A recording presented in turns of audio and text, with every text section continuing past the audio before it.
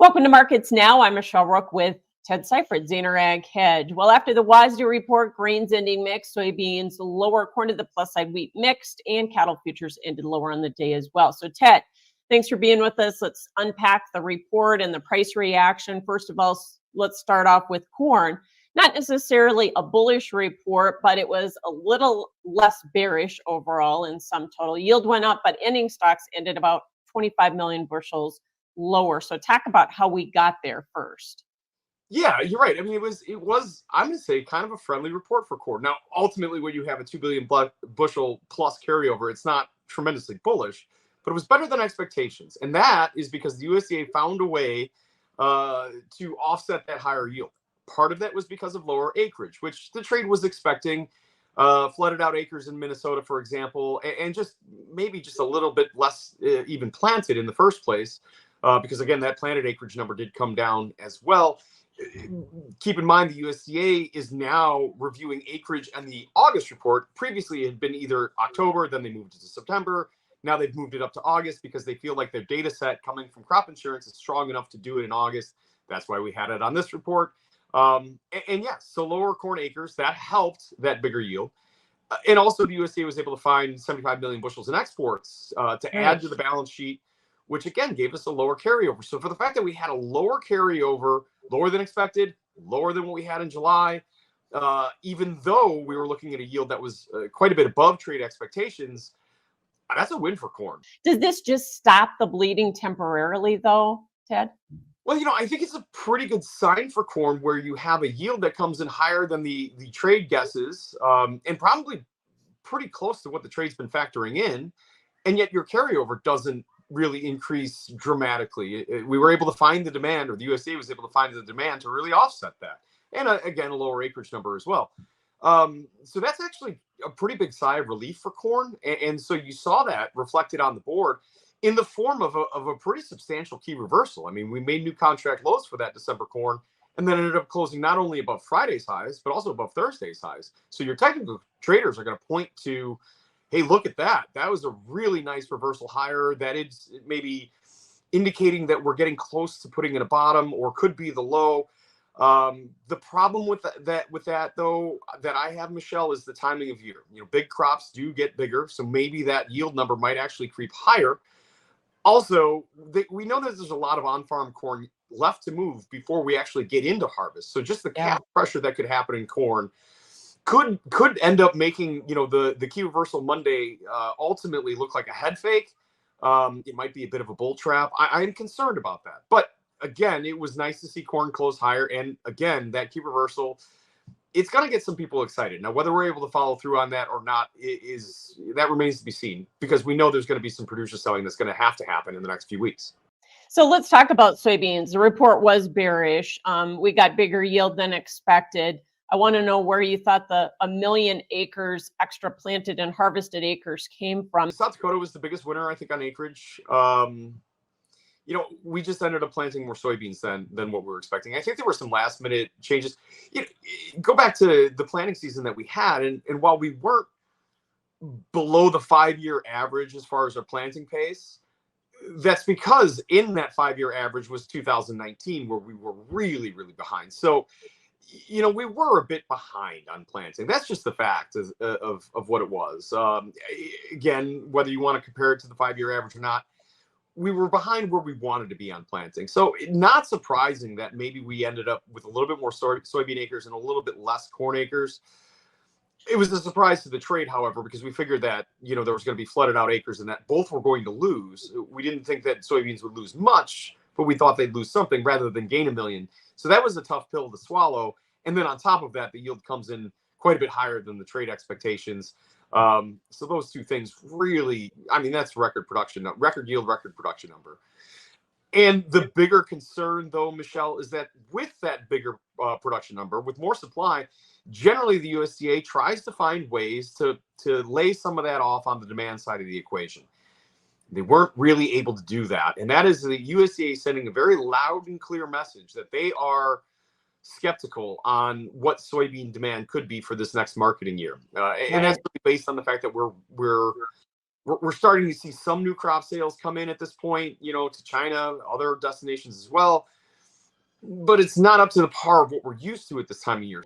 What price do you think it's going to take to absorb a 560 million bushel ending stocks figure? That's big. Yeah, 560 million bushel carryover in soybeans.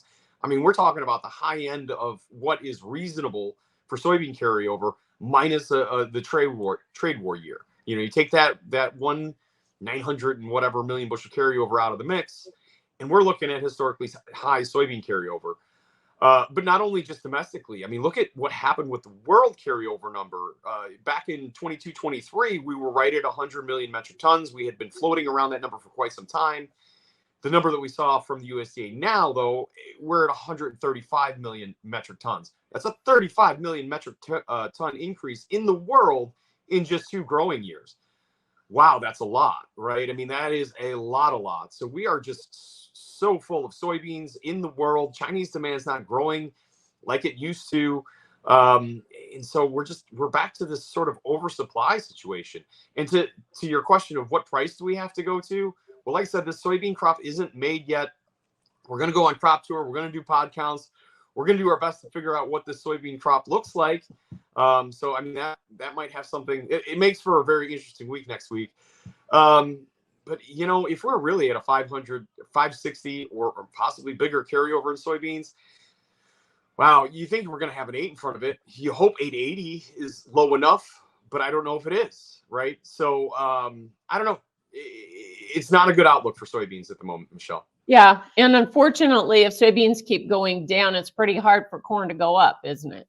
Yeah. So now starts the tug of war, right? And I do wonder if the short term, maybe corn wins out, pulls things higher. Maybe we get some short covering, and maybe that trickles into soybeans. But longer term, that soybean carryover being as big as it is, and the corn carryover being still above a 2 billion bushel carryover, to me still spells out lower prices. And on top of all that, there's still a lot of on-farm storage out there. That guys are going to have to be moving old crop supplies before we get into this next harvest. Yeah, and to your point, when you talk about commitment of traders report last week, you saw funds exiting and covering some of their short positions in corn, and at the same time, prices did not go up. That's pretty scary.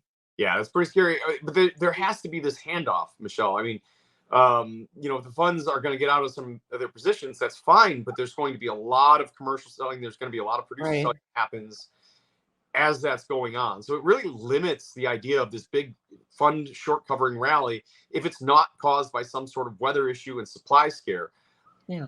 So we ended lower except for spring wheat, despite the fact that we had lower harvested acres, lower production, and lower ending stocks by 28 million bushels. So obviously this is not good enough news to bottom this market yet, huh?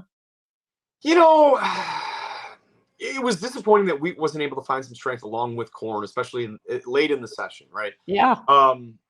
And lower acreage, I don't think that was on many of our radars. It wasn't on mine. Yeah, and even the news agencies, when they were polling for this report, they were asking about acreage for corn and beans, but not really about soy, or not really about wheat. So that came as a bit of surprise, and it was a good surprise. However, our domestic carryover for for wheat next year is still above 800 million bushels, still a big number. So just like corn, right? Maybe it's better than what we had been talking about, even at the end of last week. But it's still not a really very bullish number. So we'll see. I do think wheat prices may have gotten cheap enough for now. Yeah. And let's end on cattle. That market's been down the last couple of weeks here. Some of this was induced by the big sell-off in the stock market. Can we recover here with tight supplies when you still have the overarching recessionary fears overhanging the market? Yeah. So, I mean, what you're asking is, what do we think about the overall economy, right? And obviously, there's been a lot of concern surrounding the cattle complex as far as what domestic demand might be. And what's really disconcerting about the cattle complex is we had the really nice reversal higher days on Friday, kind of like what corn did on Monday. Right. And that you kind of brought some hope back into the market, right? And you figured, okay, as long as stocks aren't down really dramatically on Monday, maybe we can maybe we can continue to put that together. Maybe we can see some more upside potential, but we didn't do that. We were down pretty significantly on Monday for the cattle complex. And that just doesn't leave you with a good feeling. And to your point, you know, the recessionary fears, they haven't gone away. We were under a little bit of pressure, albeit not a day where it was like last Monday where we were down, you know, thousands of points in the Dow. We were still down in the stock market. Those fears haven't completely gone away. And you know, even though it's an election year, and generally speaking, conspiracy theory or not, we generally have stronger markets going into November elections. It just doesn't seem like we're really able to do that this year.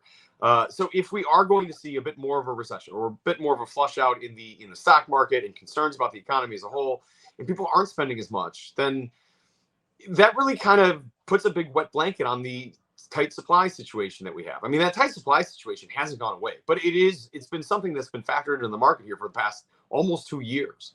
So if we're changing more to a demand concern market and the funds don't want to be on the long side of cattle anymore, it makes it a lot more difficult to have any recovery or bigger rally in the cattle market.